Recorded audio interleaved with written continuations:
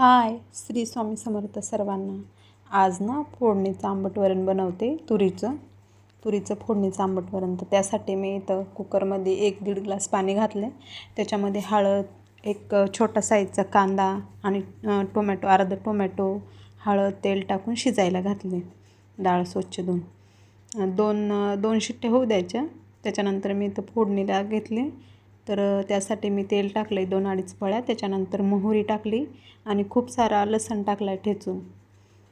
जिरं टाकायचं. त्याच्यानंतर इथं मी मसाले वापरले. डाळ तडका मसाला, लाल तिखट आणि कांदा लसूण मसाला. आणि जी आपली डाळ शिजली होती ती पण याच्यात टाकायची. चवीनुसार मीठ. खूप छान लागतं आंबट वरण. भातावर सोबत तर खूप छान लागते. 1 ते 2 उकळी येऊ द्यायची आणि मग मीडियम गॅसवर होऊ द्यायचं. त्याच्यानंतर चिंचाचा तुकडा टाकला आहे मी. चिंच आंबट वरण म्हणल्यावर.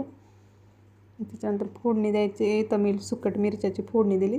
लाल मिरचीची आणि कढीपत्ता घालून एका साईडला पळीवर, दुसऱ्या गॅसवर पळी तपून. माझ्याकडं पळी दुसरी नाही त्याच्यामुळे मी हीच चमच्यानेच दिलेली.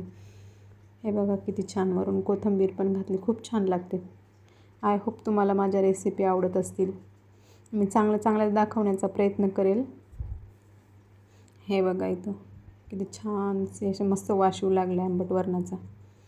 जयला देते मी खायला. तर त्यासाठी भातावर घेतलं आहे मी. खूप छान लागते. भातासोबत तर एकच नंबर लागते आंबट वरण.